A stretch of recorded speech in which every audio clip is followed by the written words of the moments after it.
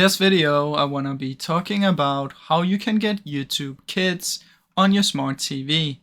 Now, what you want to do is, if you have the smart TV from like Samsung, LG, and Sony, what you can do is most of them will have an app feature.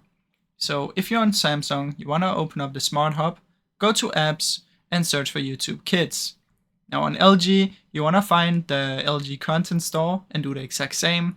For Sony and other Android, you want to go to the Google Play Store and then download it from in there. Now if you have something that's not one of these, you want to try and look for any sort of place where you can download apps. Now if you're using a streaming device, such as any of these, what you can do is go to the streaming channels.